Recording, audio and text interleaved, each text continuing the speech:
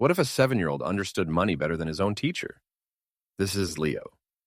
Every morning, he packs 2 orange free lunch tickets into his backpack because that's the only way he and his little sister will eat at school. He knows exactly how much his mom's Walmart paycheck is and how every dollar gets split up for rent, gas, and his sister's medicine. But when Leo tries to use his amazing drawing talent to save his family from a real crisis, he learns that some problems are too big for a kid to solve alone. And the worst part isn't the empty fridge or the eviction notice on the door. It's the cruelty he faces from the people who have everything, just because he was born with nothing.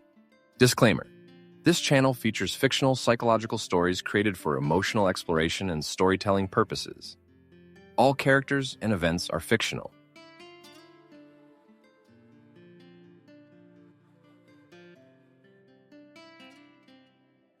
The alarm didn't go off at 6 a.m. because Leo didn't have one.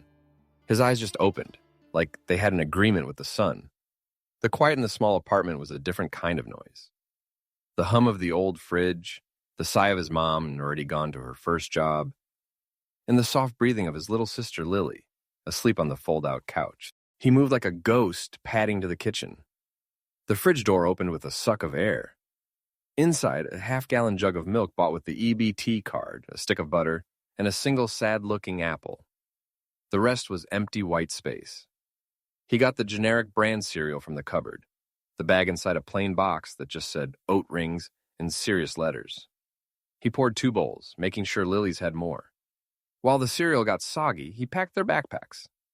2 notebooks, worn pencils, and 2 crisp orange free lunch tickets from the school office. He slid them into the front pockets, right where they couldn't be missed. At school, the world got louder and brighter. The morning passed in a blur of spelling lists and multiplication tables until it was time for show and tell. Ms. Luna, with her kind smile and paint-splattered sweaters, called them to the reading rug. Alex went first, holding up a robotic dinosaur that could walk and roar with a remote control. "My dad got it from Amazon. It was next-day delivery," he announced, making it roar at Sarah, who squealed and giggled. Jake was next. He talked about going to Adventureland over the weekend, describing the roller coaster so vividly his hands flew up and down like the tracks. "And after, we got giant rainbow snow cones bigger than my head." When Ms. Luna called, "Leo, what would you like to share today?" The room's energy shifted. Leo walked to the front, not with a toy or a souvenir, but with a single sheet of paper. He held it up. "This is my family's budget plan," he said, his voice clear but flat. A snicker rippled through the class. Someone whispered, "Budget?" "Class, settle," Miss Luna said, her voice gentle but firm. She nodded at Leo. "Go on, Leo. Tell us about it." The drawing was simple, done in careful pencil. A circle divided into sections like a pie chart. In one section, he'd written, "Rent, $420, and colored it blue. Another said, "Car gas, $280 in green. Food at $350 was yellow. And the largest slice, shaded a careful pink, said, "Lily's medicine, and $350. My mom makes $1,400 a month," Leo explained, pointing with a slender finger. His tone was matter-of-fact, like he was explaining how to solve a math problem. "After taxes, it's less, so $420 is for our apartment. The car needs gas and it's old, so we save $280 for if it breaks. $350 is for food, but sometimes the EBT card helps. And $350 is for my sister's asthma medicine and her inhalers. That's the most important part. You have to pay that first, or she can't breathe right." The room had gone utterly silent. The kids weren't laughing anymore. They were staring, some with confused frowns, others with wide eyes. A 7-year-old was talking about deductibles and fixed costs, and it didn't sound like playing house. It sounded real. Alex from the back broke the silence with a scoff. "Sounds like a bunch of beggar stuff." Miss Luna's smile vanished. She looked at Alex, not with anger, but with a deep, sudden seriousness. "That, Alex, is called responsibility. It's understanding that the world costs money, and caring for your family is the most important job there is. It's a lesson you would be very lucky to learn from a friend like Leo." Alex shrank back in his seat, cheeks flushing. The bell for recess rang, breaking the tension. Kids exploded toward the door. On the blacktop, while others screamed and chased balls, Jake was near tears, frantically patting his pockets. "My card, my limited edition Spider-Verse card. My dad just got it for me," he wailed. The other kids gathered around, offering useless advice. Leo hung back, watching. Then he walked over to the bench, took out his stubby pencil and a piece of wrinkled notebook paper, and started to draw. He didn't look up. His hand moved in quick, sure strokes. The scrape of graphite was the only sound in his little bubble. After about 10 minutes, he walked over to the sniffling Jake and handed him the paper. Jake's tears stopped. His mouth fell open. On the paper was Spider-Man, but not just a copy. It was the pose from the rare card, every webline perfect, the cityscape behind him detailed with tiny windows. And in the corner, where the original had a blazing sun, Leo had drawn a small addition. Spider-Man wasn't just posing.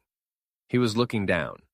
His mask's eyes crinkled, giving a thumbs up to a tiny, smiling kid sketched on a rooftop below. "Whoa," Jake breathed. The other kids crowded in, their voices overlapping. "That's exactly it. He's smiling at the kid." "Kid. Leo, you're a genius." Jake beamed, his despair forgotten. He dug into his pocket and pulled out a crumpled $5 bill. "Here, for the drawing." Leo shook his head quickly. "Oh, no, it's okay. I just had paper." But Jake was already stuffing the money into the front pocket of Leo's faded jeans.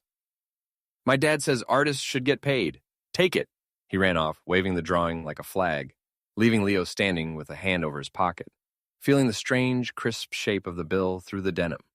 Later, walking home the long way to avoid the bus fare, Leo passed the Dollar Tree. His feet slowed. He stopped by the window, looking past the bright posters for dish soap and candy. His fingers found the $5 bill in his pocket. For a second, he saw something else.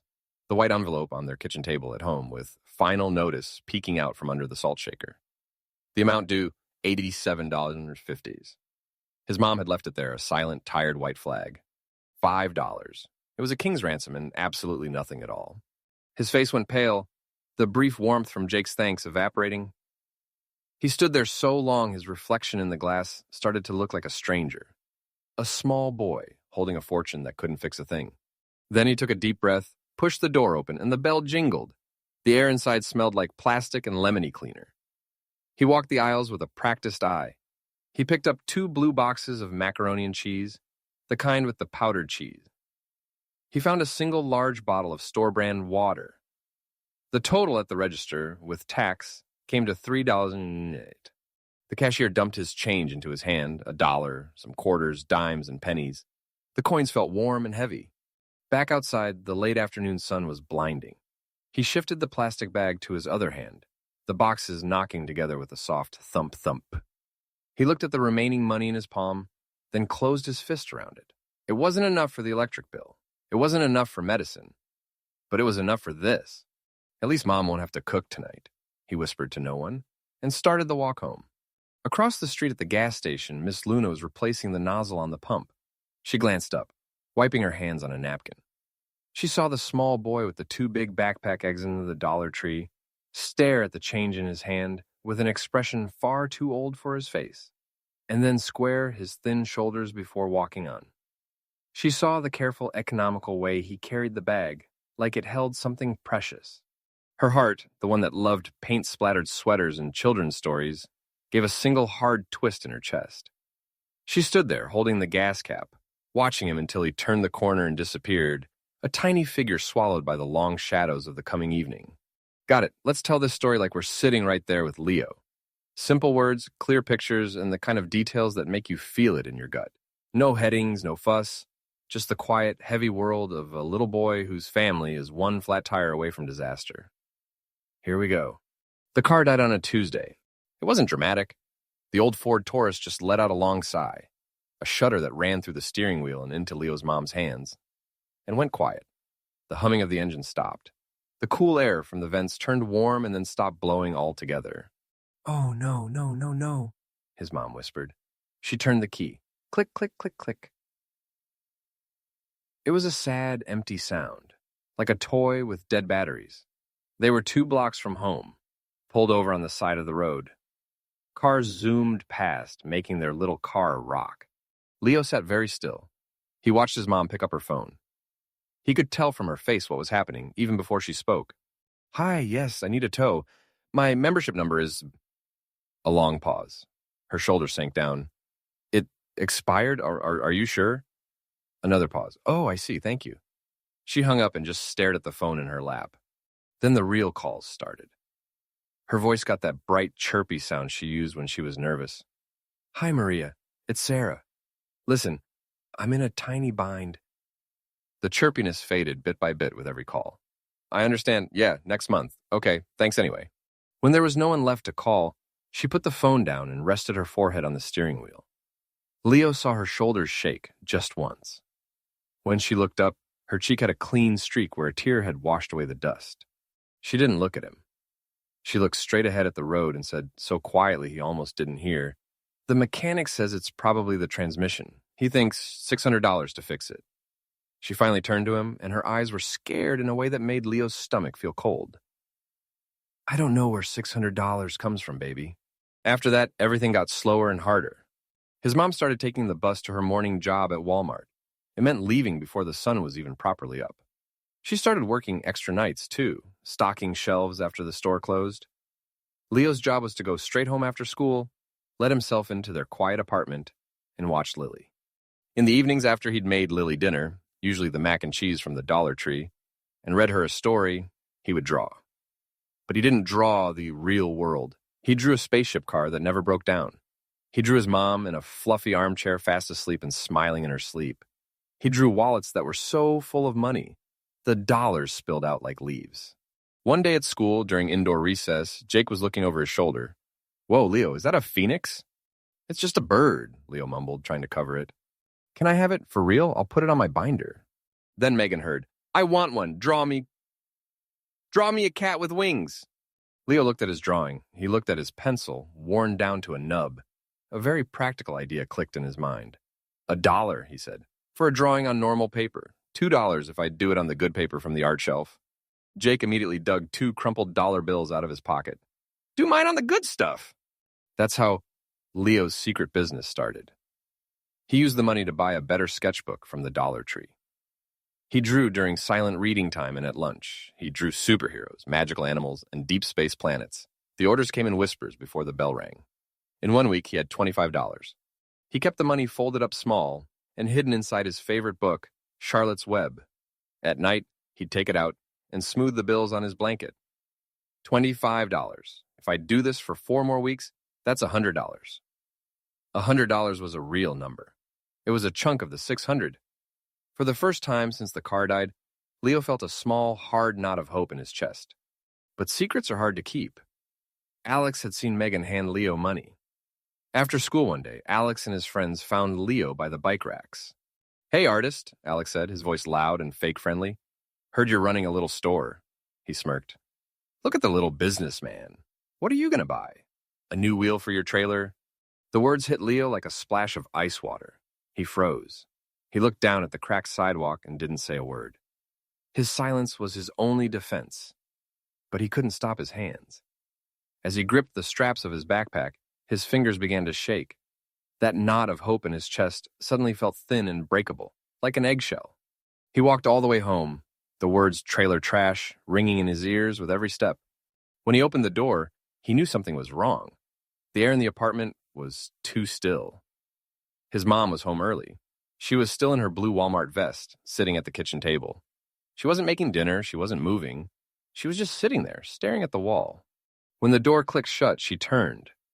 Her face was the color of old milk. Her eyes were swollen and red, but she was done crying. She didn't say anything, she just held out her arms. Leo walked over and she pulled him into a hug so tight it almost hurt. He could feel her heart thumping fast against his. She smelled like the cleaning aisle at Walmart, lemons and bleach. "They let me go from the Instacart job today," she said into his hair. Her voice was rough, like she had a bad cold. "My rating got too low. Too many late deliveries, because of the bus." She took a shaky breath. "It's just Walmart now. Just the one job." Leo pulled back to look at her. He saw it then. It wasn't just tiredness. It wasn't just sadness. It was fear, pure and deep, staring right back at him from his mother's eyes. This was worse than a broken car. A car was a thing. This was the floor falling out from under them. The $25 in his book felt like pretend money now. The little knot of hope dissolved, leaving nothing but a cold, hollow space. Leo held on to his mom and knew, with a certainty that settled deep in his bones, that the true trouble The big one had finally found them. The sound was wrong. That was the first thing Leo noticed. He was sitting at the kitchen table, trying to draw a dog for Jake. It was late, past Lily's bedtime. The only sounds should have been the hum of the fridge and the scratch of his pencil. But from the bathroom came a heavy, wet thump, like a sack of laundry dropping. Then silence. Then Lily in the next room started to cry, a scared, shaky cry. Leo's pencil rolled off the table. He ran.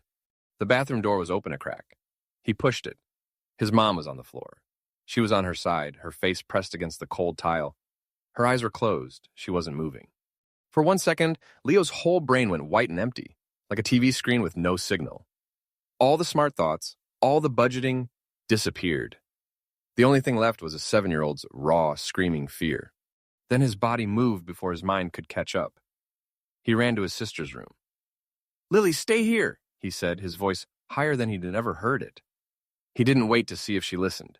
He ran out of their apartment door, down the short, smelly hallway, and pounded on the door of apartment 3B with both fists. "Mrs. Garcia, Mrs. Garcia." The door flew open. Mrs. Garcia stood there in her robe, her eyes wide. "Mijo, what is it?" "My mom," Leo gasped, the words tumbling out. "She fell. She's on the floor and she won't get up. Please." Mrs. Garcia didn't ask another question. She pushed past him, phone already in her hand, shouting in Spanish and English. "En el baño. Yes, I need an ambulance. 141 Maple Street, the Pineview Apartments, 2nd floor." What happened next was a blur of loud noises and flashing lights. 2 paramedics in blue uniforms filled their tiny bathroom. They talked in calm, low voices Leo couldn't quite understand. They put his mom on a stiff-looking bed with wheels.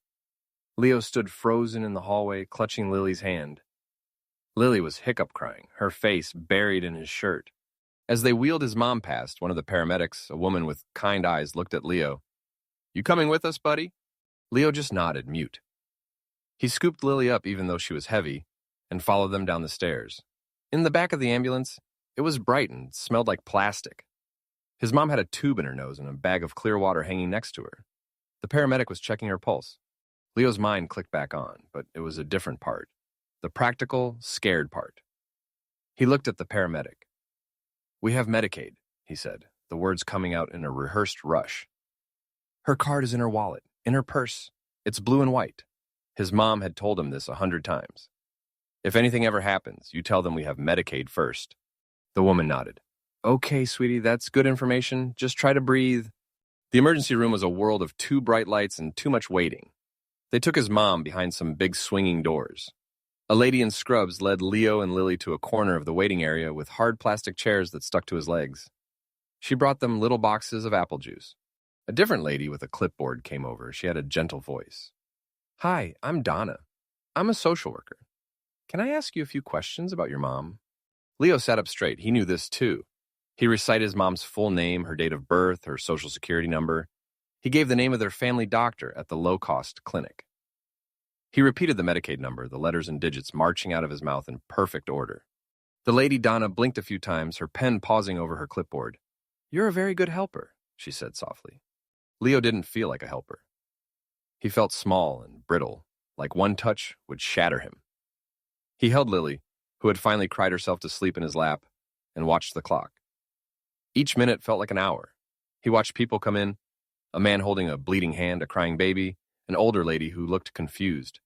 He wondered which of them had insurance that wouldn't leave them with nothing. Then he saw her. Miss Luna, still in her teacher clothes, her hair a little messy like she'd run out of the house. She was talking to the lady at the front desk, her face tight with worry. Her eyes scanned the waiting room, and they landed on him. Seeing her was like seeing a lifeboat in a stormy sea. The wall Leo had been holding up inside himself, the wall that made him recite numbers and hold his sister, just crumbled into dust.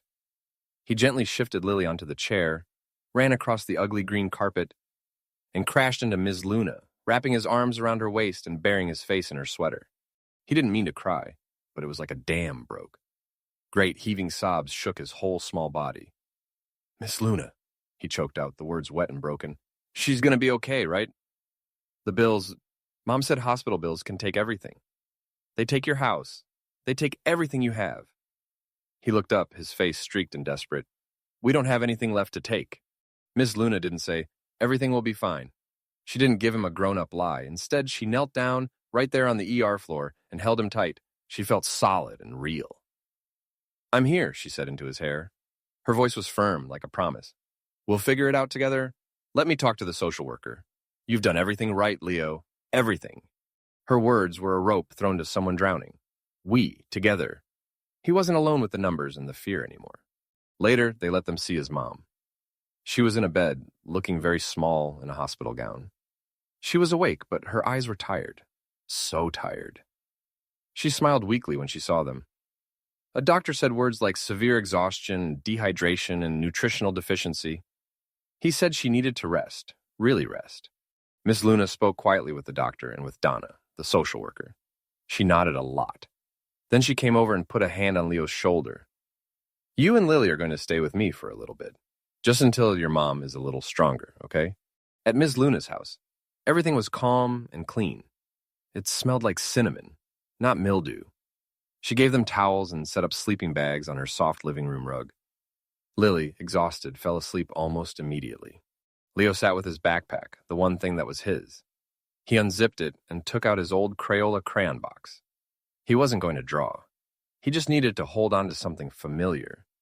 He opened the flimsy cardboard lid. Ms. Luna was walking by, carrying a glass of water. She glanced down. In the box, under the worn-down stubs of crayons, wasn't paper. It was a neat stack of little handmade coupons, drawn on the backs of old worksheets. Her steps slowed. She could see the careful, childish printing on the top one. It read, Coupon. Good for 1 hug. For Mom. When you are tired. Underneath it were others. Coupon. Good for breakfast in bed, cereal. Coupon. Good for 1 free day of no worries. Coupon. Good for I love you. They were a little boy's currency, drawn up for a debt no hospital could ever bill. Miss Luna's breath caught in her throat. She quickly looked away, not wanting him to see her eyes fill, and hurried into the kitchen, her heart aching in a brand new way. Leo was so tired he felt hollow, like a dried-out gourd. The sleeping bag on Miss Luna's floor was softer than his own bed, but he couldn't sleep. He just sat with his crayon box, the flimsy cardboard lid open on his lap. It was the only thing that felt like his. He heard a soft step. Miss Luna was walking by, placing a glass of water on the table for him. She glanced down into the box. Her footsteps stopped. She didn't say anything. She just slowly knelt down beside him, her knees cracking a little. She looked at the little stack of papers under the crayons, her face gentle and curious. What are these, Leo? She asked, her voice a whisper so as not to wake Lily. Leo's cheeks felt hot. He was embarrassed, but he was also too tired to hide. He picked up the top one and handed it to her. It was drawn on the back of an old math worksheet. But it wasn't just a drawing. It was designed to look like a real coupon from the Sunday newspaper. At the top, in his carefulest printing, it said, 1 free hug. Underneath, in smaller letters, redeemable anytime. No receipt required. For Mom. He'd even drawn a little border of flowers around the edges. Miss Luna took it. Her finger traced the words. She looked at the next one. Good night's sleep, no expiration date, warranty, guaranteed no bad dreams. Another. Breakfast in bed. Menu. Cereal, your choice. Includes 1 drawing on the napkin. They were beautiful and they were heartbreaking. I make them, Leo mumbled, staring at his hands. When Mom gets really sad about a bill, or when the car broke, or when she's just too tired to talk. He shrugged, a small, helpless movement.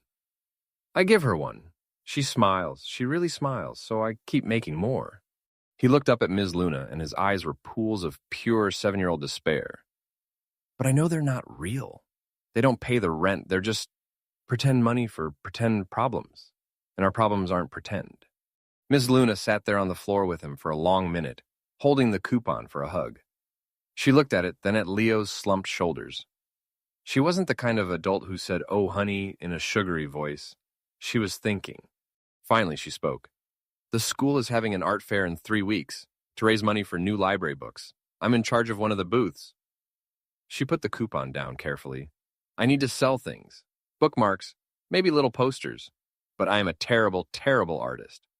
My stick figures look like they have the flu. A tiny spark of interest flickered in Leo's eyes.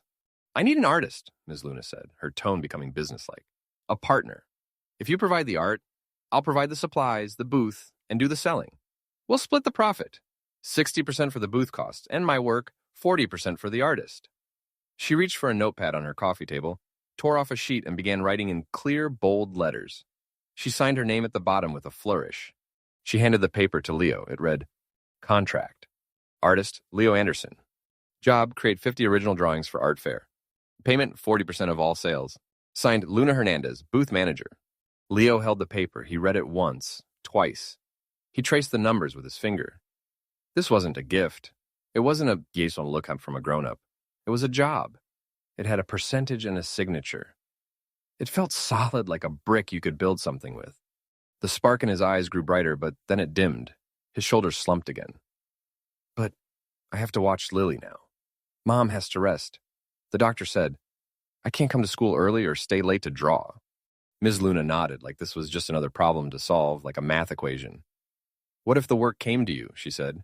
What if, a couple afternoons a week, some of your friends came over to your place? They could be your assistant artists. Keep Lily company while they work. We could call it an after-school art club. Leo's head tilted. He was considering it, turning the idea over like a puzzle piece. Friends at his apartment? Jake maybe, but the others? They'd see the worn-out couch, the leaky faucet, the quiet that felt more like being empty than being peaceful. Seeing his hesitation, Ms. Luna added the final, most important part. It wouldn't be charity, Leo. It would be a business arrangement. The art club helps produce the product. Maybe they even earn a small share. It's a plan. A plan. Leo clung to that word. A plan was better than a wish. A plan had steps. He looked at the contract in his hand, then at his teacher's serious face. Slowly, he gave one firm nod. The first meeting of the art club was on a Tuesday.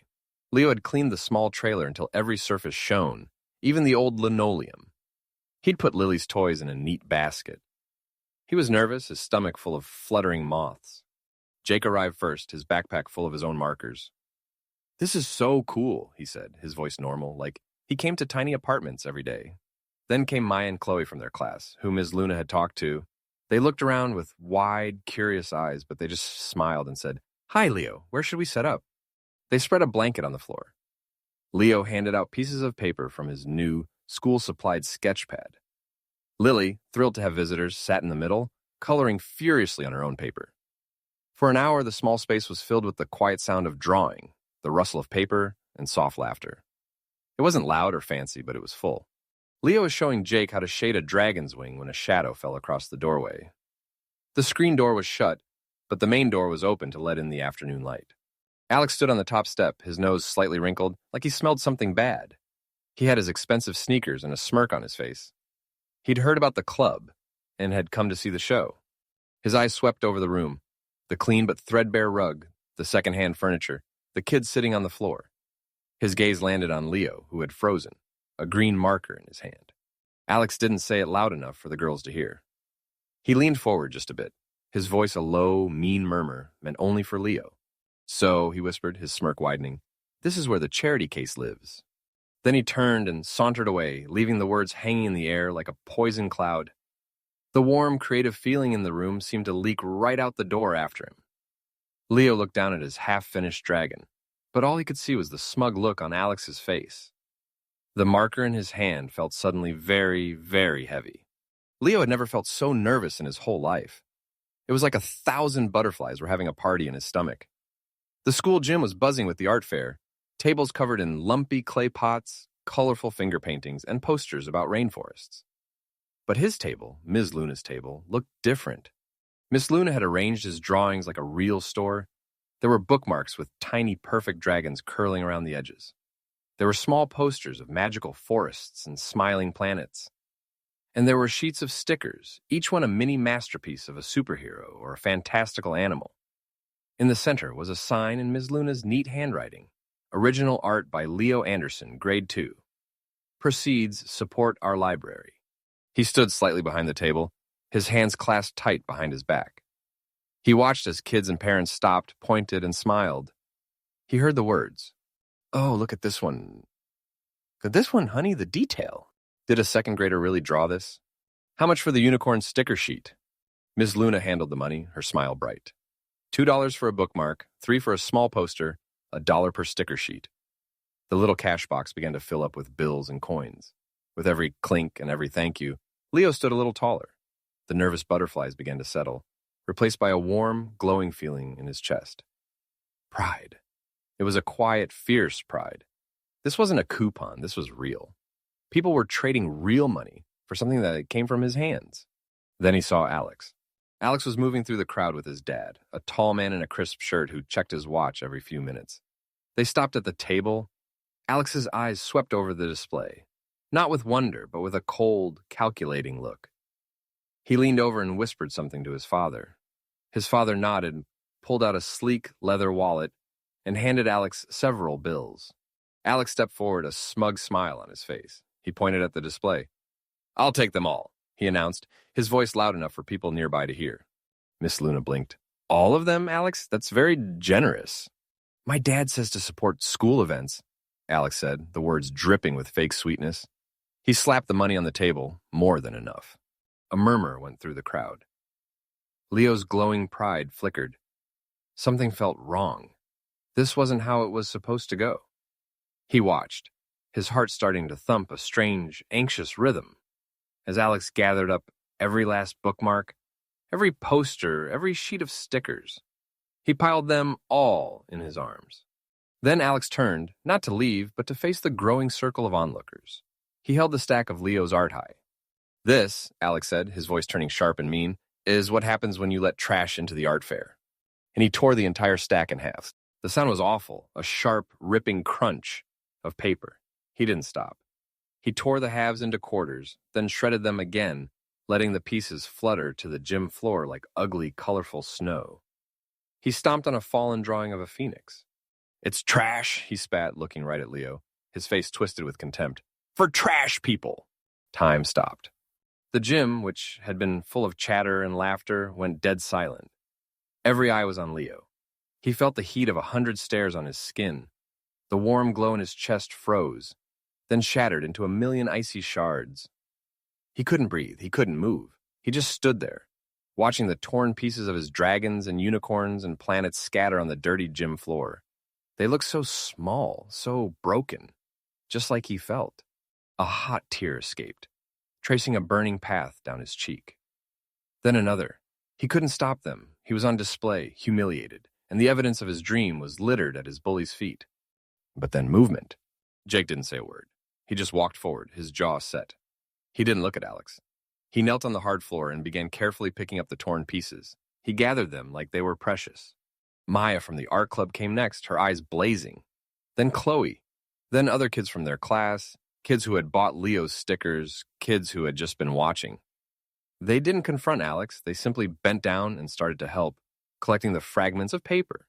Alex stood in the middle of it, his smirk fading, looking confused and suddenly very alone.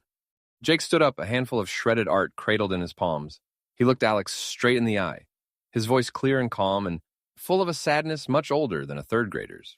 "You just tore up the most beautiful thing in this whole fair," Jake said, "and you don't even know it." The spell of silence broke into a wave of hushed whispers. Alex's face flushed red. He opened his mouth to say something back, but a hand clamped down on his shoulder. It was his father, Mr. Turner. His face was like a stone. He had seen the whole thing. For a second, Leo thought, now the dad will make him apologize. Now there will be justice. Mr. Turner's eyes swept over the scene. The crying boy at the table. The kids kneeling on the floor, picking up trash. His own son standing defiant in the center. His lip curled. Not in anger at Alex, but in distaste for the entire situation. He didn't make Alex apologize. He didn't even look at Leo, or Ms. Luna. He just tightened his grip on Alex's shoulder, turned him around, and began steering him forcefully toward the gym doors. As he went, he tossed a sentence over his shoulder, cold and final, aimed at the air. "I'll speak to the principal," he said, his voice cutting through the quiet, "about this environment." And then they were gone, leaving behind the wrecked paper, the stunned crowd, and Leo standing amidst the ruins of his pride. The word environment hanging in the air like a threat. You're listening to Inner Echo Stories. Please like and subscribe for more interesting stories. The principal's office smelled like lemon cleaner and old books. Leo hated it. He sat on a hard plastic chair between his mom and Ms. Luna, his feet dangling high above the shiny floor. His mom's hand was tight on his shoulder. Ms. Luna sat very straight, her face calm, but Leo could see her fingers gripping her folder of papers until her knuckles were white. Principal Davies was a large man with a kind face that was not smiling today. He folded his hands on his big desk.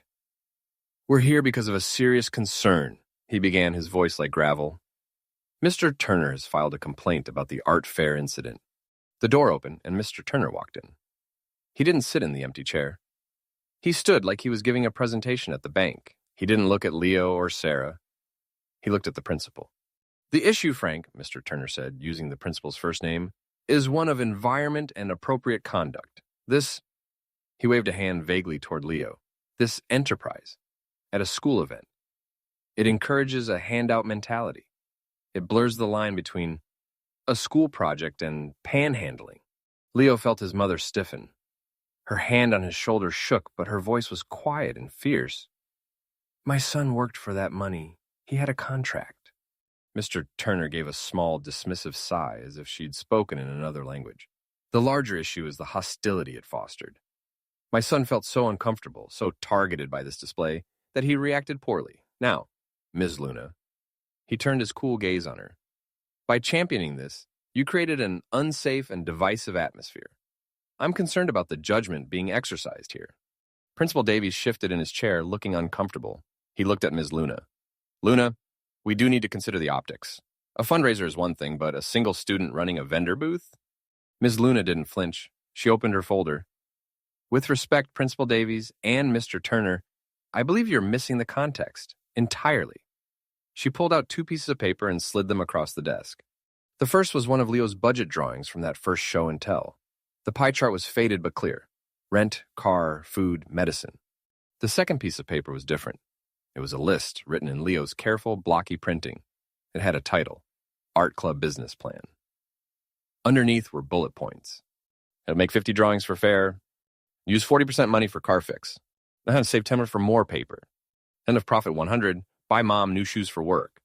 Mr. Turner glanced at it, his lip curling slightly at the childish handwriting. "Leo," Ms. Luna said, her voice softening just for him, "can you explain your plan to the principal?" Leo's throat felt like it was stuffed with cotton. He looked at his mom, who gave him a tiny nod. He looked at the floor and spoke to his sneakers. "The car broke. It's $600. My 40%. I was going to give it to mom for the car. The shoes. Her feet hurt after Walmart." The room was silent. Principal Davies was staring at the business plan, his forehead creased. Ms. Luna leaned forward. Her voice was no longer soft. It was clear, sharp, and direct, aimed right at Mr. Turner. "You see a beggar," she said, each word a precise hammer strike. "I see a 7-year-old entrepreneur with more grit and financial sense than most adults. You see a handout mentality. I see a child trying to solve a family crisis with creativity and hard work, the exact values we claim to teach." Mr. Turner's face began to tighten. "That's a very romantic way of looking at what is essentially..." "Your son," Ms. Luna cut him off, her eyes blazing, "sees someone to look down on. He called Leo's home a trailer. He called his art trash. That vocabulary, that cruelty, doesn't come from nowhere. It's learned. That attitude says more about the environment in your household than it does about Leo's." She let the words hang in the air. The lemon cleaner smell felt suddenly suffocating. Mr. Turner's face went from pale pink to a blotchy red. He was a man used to winning arguments with numbers and authority. He had no defense against this, no spreadsheet to counter the image of a little boy budgeting for his mom's shoes. Principal Davies cleared his throat loudly, breaking the tension. He looked from the budget pie chart to the business plan, then to Leo's small, hunched form. He looked deeply uncomfortable, caught between a powerful parent and a truth he couldn't ignore. "I think," Principal Davies said slowly, "that we need to focus on restorative actions for the destructive behavior at the fair, not the entrepreneurial ones." He looked pointedly at Mr. Turner. Outside the slightly open office door, hidden by the shadow of the hallway trophy case, Alex stood frozen. He had been coming to find his dad, to maybe brag about how they'd put that teacher in her place. He'd heard everything. He saw his father, the man who never lost, who always had the last word, standing there, red-faced and silent. He saw the principal not taking his side. He saw Leo just sitting there, not gloating, just looking sad and tired. For the first time, the unshakable wall of his father's superiority didn't just have a crack in it. It had been shattered by the quiet force of a teacher and a kid with a business plan. Alex didn't feel vindicated. He felt a strange, cold hollowness, like the floor under his own feet had just gotten a little less solid. The first frost of the season painted the grass around the trailer park white and crunchy. Leo was inside, trying to draw. But the quiet felt heavy, not peaceful. The memory of the torn-up art fair was a bruise that wouldn't fade. Then there was a knock at the door. Not a friendly knock, but a stiff, formal one. When Leo opened it, Alex was standing there. He wasn't smiling. He wasn't smirking. He looked uncomfortable, shifting from one expensive sneaker to the other. His eyes darted past Leo into the small, warm room, then fixed on the floor between them. "Hey," Alex mumbled. His voice didn't have its usual sharp edge. It was quiet, almost rough. Leo didn't say anything. He just waited, his hand on the door. Alex took a deep breath like he was about to jump into cold water. He held out a folded piece of paper. It wasn't notebook paper. It was thick, official-looking paper with a company logo at the top. "My aunt. She owns a printing shop in the next town. She does stickers, vinyl ones, the waterproof kind." Leo took the paper slowly. He unfolded it. It was a price quote. At the top it said, "Turner Printing and Graphics." There were columns of numbers. It showed prices for printing sheets of stickers, prices much, much lower than anything he'd seen online. At the bottom, in neat handwriting, it said, "Family discount applied. Aunt Linda." "I can help you set up a real online store," Alex rushed on, the words tumbling out. "My dad showed me how, on one of those platforms, we can use my allowance for the first batch of printing." He finally looked up, meeting Leo's eyes. His face was flushed. "It's not charity, my dad." He said it's an investment. He said if you're going to do something, do it right, with a business model. He said the last part like he was repeating a phrase he'd heard but didn't fully understand. The ghost of his father was in the offer, but the shame in Alex's eyes was all his own. This wasn't his father's apology, this was Alex's. Leo looked from the quote in his hands to Alex's nervous face. He thought of the torn drawings, the cruel words. He thought of Jake and the others, quietly taping the pieces back together. This was different. This was an offer to build something new, not just fix what was broken. He stepped back from the door. "You want to come in?" he asked, his voice flat. That was how it started. An awkward truce. They worked at Leo's kitchen table, Alex with his sleek laptop, Leo with his sketchpad. Alex built a simple website. He took pictures of Leo's new drawings. Not just stars and hearts now, but detailed designs of Rust Creek's old water tower, the local owl mascot, intricate patterns. He wrote descriptions with words like premium and limited edition. Leo learned about profit margins and production costs from the cold, hard numbers on the printing quote. Alex, for the first time, watched someone create something from nothing. Just a pencil and a mind full of wonder. The first order came in, then another. A teacher from another school bought a set for her whole class. The money started to trickle, then flow, into a new bank account Miss Luna helped Leo's mom set up. In 3 weeks, they had made $300. Leo felt a giddy, disbelieving hope. It was working. They were working. He started doing the math in his head again, but this time, it was hopeful math. 300 now, maybe 500 by next month. The car, we could fix the car. One Tuesday afternoon, Leo came home from school, the crisp air biting his cheeks. He was thinking about a new sticker design, a phoenix rising from flames. He was almost smiling. Then he saw it. Taped to the metal door of their trailer was a bright canary yellow piece of paper. The wind flapped its corner against the siding with a dry, tapping sound. At the top, in big, bold black letters, it said, "Notice to vacate." And Leo's feet stopped moving. The cold air suddenly felt like it was inside his lungs. He walked closer, his heart a dull hammer in his ears. He read the words he didn't fully understand, but whose meaning was clear as ice. Failure to pay rent for the months of October and November. Total amount due, $900. You have 30 days to vacate the premises. Hey. The number swam in front of his eyes. 900. They just had 300. The math was simple and brutal. It was a $600 hole. The door opened. His mom stood there, her face pale and weary. She had seen him reading it.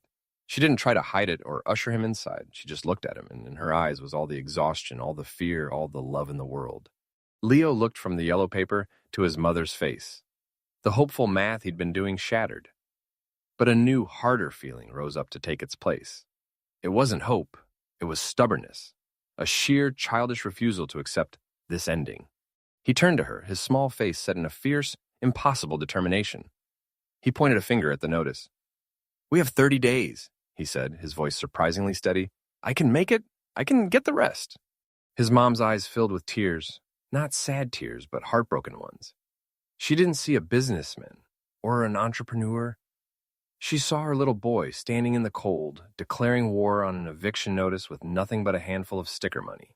She stepped forward and pulled him into a hug so tight it hurt. She held him, her face buried in his hair, her shoulders shaking. She held him like she could absorb his impossible courage, or maybe protect him from the crushing reality he was too young to truly understand.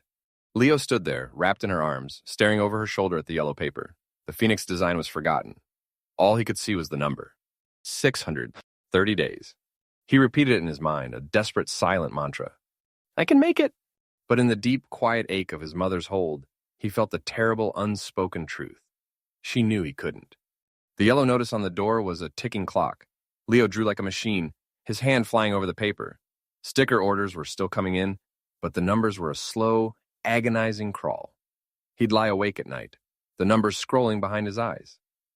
320, 345, 600 to go. Every dollar felt like a mile. He barely noticed the whispers at school, the hushed conversations between Ms. Luna and other parents after the bell rang. He didn't see the flyers being designed on Ms. Luna's computer or the quiet phone calls being made. All he saw was the date on the notice, creeping closer. Then, one afternoon, Miss Luna asked him to stay behind. She had a large, flat package wrapped in brown paper. "Leo," she said, her voice gentle but serious, "we're having a special event, a fundraiser for a new school art fund. And we'd like to feature one of your pieces, the original."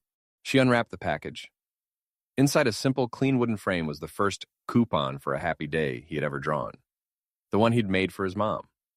The paper was a little smudged, the crayon wax faint in places, but under the glass it looked important, real. The words, "One free hug, redeemable anytime," for Mom stood out like a promise. "It's perfect," Miss Luna said. But Leo felt a pang of loss. That coupon was his mom's. Now it was going to be an item in some fundraiser he didn't understand. The night of the event was in the school library. Leo had to go. His mom said it was important to support school things. He expected a boring meeting. What he walked into took his breath away. The library was warm and softly lit. Long tables were covered with white cloths. There were plates of cookies and the big poster at the entrance that said, "Rust Creek Student Art Fund, Silent Auction and Community Night." He saw his framed coupon on a special stand, a little numbered card in front of it. He saw other things, too. A handmade quilt from Jake's mom, a basket of fancy jams, a gift certificate to the hardware store. And he saw people, so many people, not just teachers. He saw Mrs. Garcia from his building, wearing her best church dress. He saw Jake's dad chatting with the man who owned the diner. He saw parents from his class and people he didn't even recognize. The room hummed with quiet talk and the clink of cups. Leo stood frozen just inside the door, clutching his mom's hand. This wasn't about his family. It was an art fund, a community night. But his coupon was right there in the center. It felt like a secret everyone knew, but no one was saying out loud. He watched as people strolled past the tables, writing numbers on the little cards next to the items. He saw someone bid $20 on the quilt. Another bid $15 on the jams. His heart sank. Small numbers, friendly numbers. Then he saw a small crowd gather around his coupon. He couldn't hear what they were saying. He saw his mom's hand fly to her mouth, her eyes wide. Ms. Luna was standing nearby, a pen and a notepad in her hand, looking as surprised as anyone. The bids on the little card changed. $50, $75, $100. Leo's stomach flipped. Who would pay that? It was just a kid's drawing on old paper. The numbers kept climbing in a silent, shocking leap. $150, $200, $250. The room seemed to hold its breath. The auction was about to close. The final bid on the card was an astounding $500. Ms. Luna tapped a small bell. "The silent auction is now closed," she announced, her voice a little shaky. She picked up the card next to Leo's coupon. The winning bid for the original artwork, coupon for a happy day for $500, is Mrs. Anya Garcia. All heads turned. Mrs. Garcia stepped forward, her face kind and calm. She didn't look at the crowd. She looked right at Leo. She took the microphone Miss Luna offered. Her voice was clear and strong in the quiet library. "This boy," she said, pointing a gentle finger at Leo. "Last winter, my granddaughter Lucia had a bad fever. She was so sad, stuck in bed. Leo heard her crying. He didn't say anything. He just went home, drew her a picture of a silly monkey wearing a superhero cape, and slipped it under our door." Mrs. Garcia's eyes glistened. "He asked for nothing. Not a thank you, not a cookie, nothing." She looked at the framed coupon, then back at the room. "My bid is for all the nothing he's ever asked for." For a moment, there was complete silence. Then the room erupted. Not in cheers, but in a wave of sniffles and soft applause. Leo felt a hot rush of tears blur his vision. He hadn't even remembered drawing that monkey. It was just something you did. At the end of the night, Ms. Luna stood at the front with a calculator. She added up the numbers from all the little cards. She cleared her throat, her own eyes bright. "The Rust Creek community, you have raised a total of $2,100 for the Student Art Fund tonight." The number hung in the air, $2,000. It was a number from a dream. It was more than enough. Later, as people were putting on their coats, Miss Luna took Sarah and Leo aside. She held out a white envelope. "Sarah, this is for you, from the fund." Leo's mom took the envelope. She didn't open it. She held it, feeling its thickness. She looked at the expectant, hopeful faces around her. Ms. Luna, Mrs. Garcia, Jake's mom. She saw the pure relief on Leo's face. Then she did something no one expected. She opened the envelope, counted out 9 $100 bills, and put the rest of the money, a thick stack of cash, back into Ms. Luna's hands.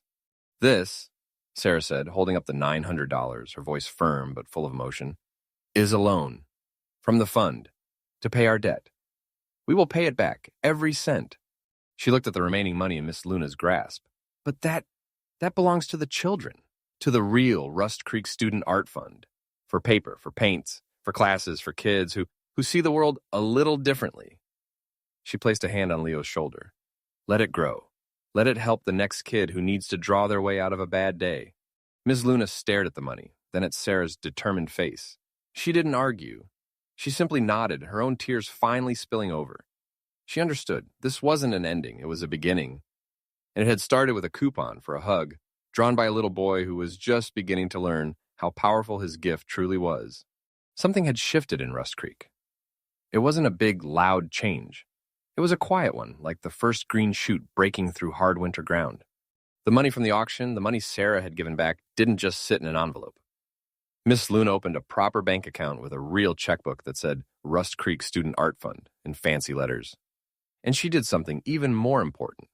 She called a meeting. Not a teacher meeting, a board meeting. The board members were Leo, Alex, and Jake, sitting around a kindergarten table that made their knees touch their chins. "Okay, board members," Miss Luna said, spreading papers out like a real executive. "We have $1,200 to spend. Our mission? To get art supplies to kids in our school who need them. How do we do it?" Leo looked at the number. It felt huge and heavy with responsibility. Jake bounced in his seat. "We buy all the glitter." Alex, who had brought a notepad, shook his head. "No, that's inefficient. We need to maximize our assets. We get bulk discounts." He sounded just like his dad, but for once, the words were aimed at something good. They became a funny little team. Leo drew up designs for what a supply kit should look like. A sturdy pencil case with a few good drawing pencils, a small set of colored pencils that weren't all broken, a sharpener, and a sketchbook. Alex used his aunt's printing shop to get the kits made at cost. Jake was the head of distribution, finding out from teachers which kids might need a little extra boost. The first time they handed out a kit to a shy girl in first grade who loved to draw horses but only had broken crayons, Leo saw her face light up like he'd given her a chest of gold.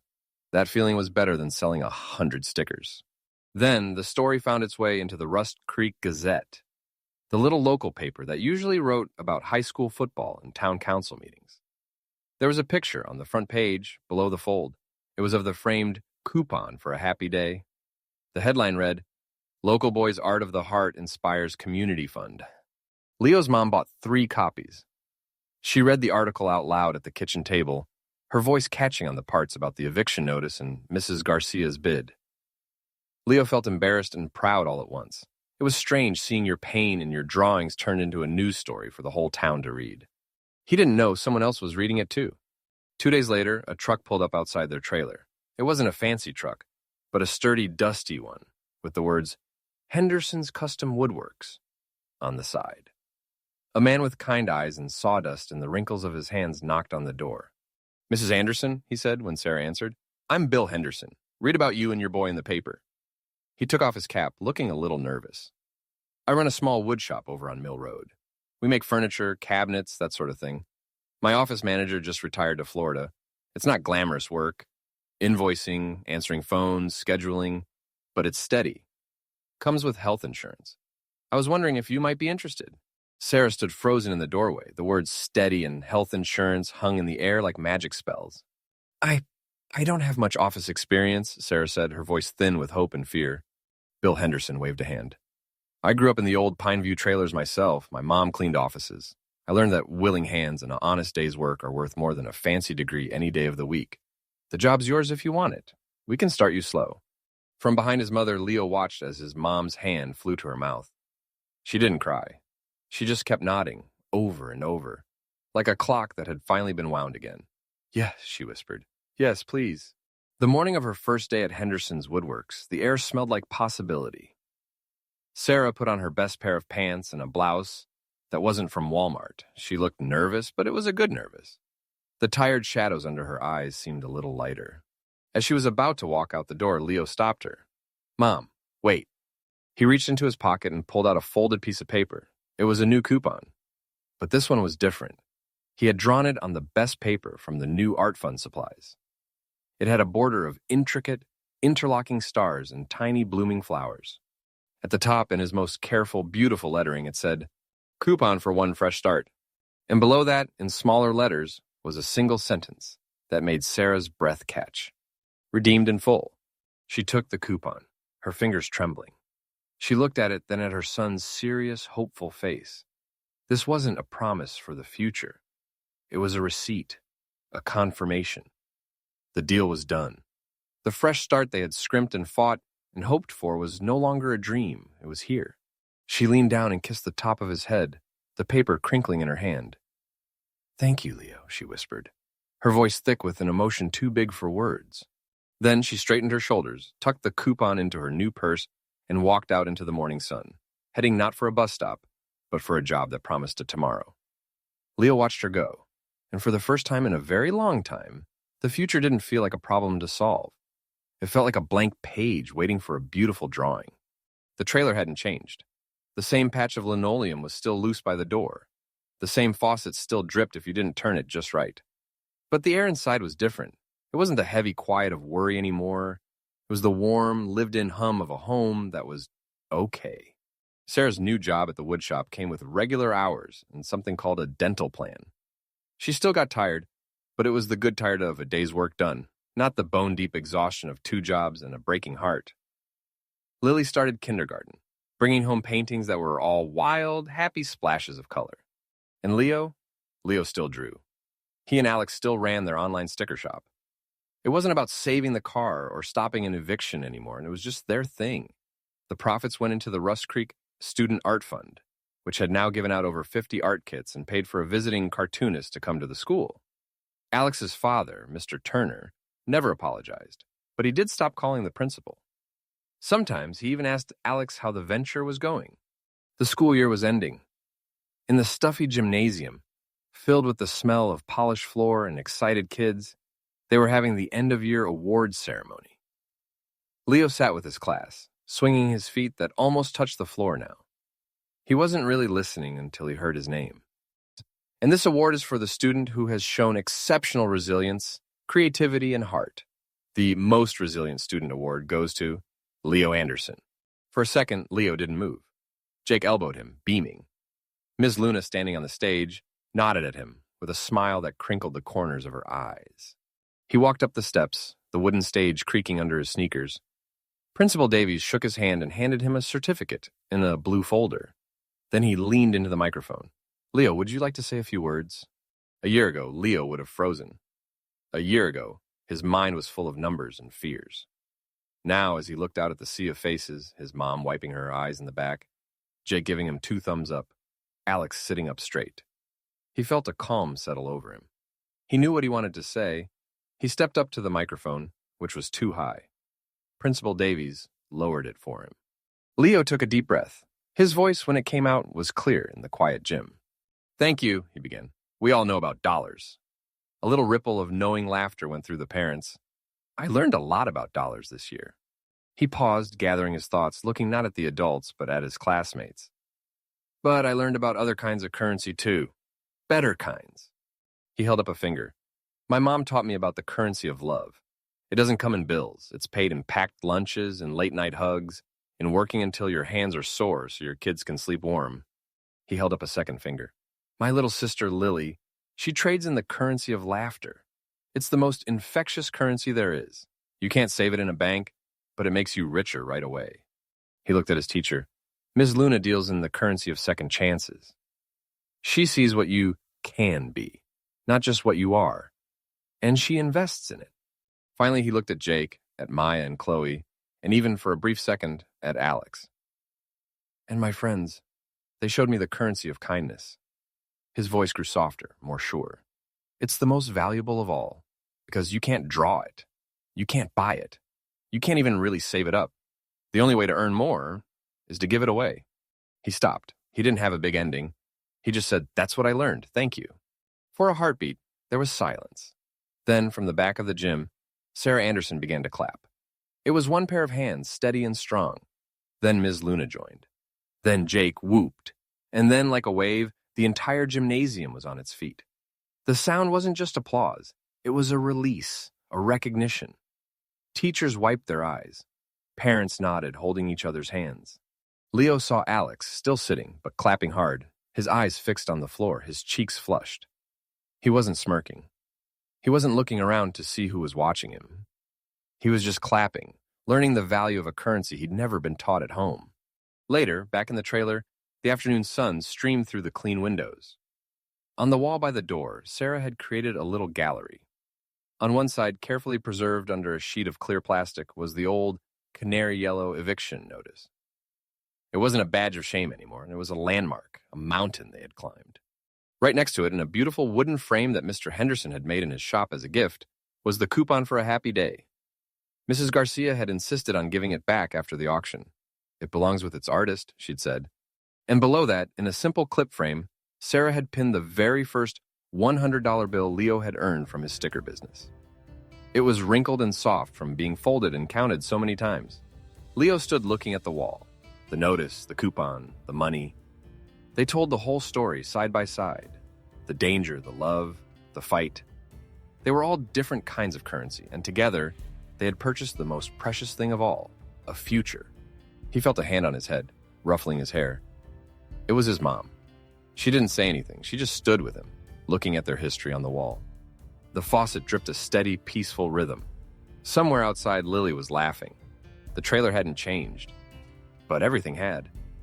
And as Leo looked at the coupon for a happy day, finally redeemed in full, he understood that the greatest wealth wasn't in the wallet or the bank. It was right here, in this small, solid space filled with the quiet, resilient currency of love. And sometimes, the smallest teachers have the biggest lessons to give.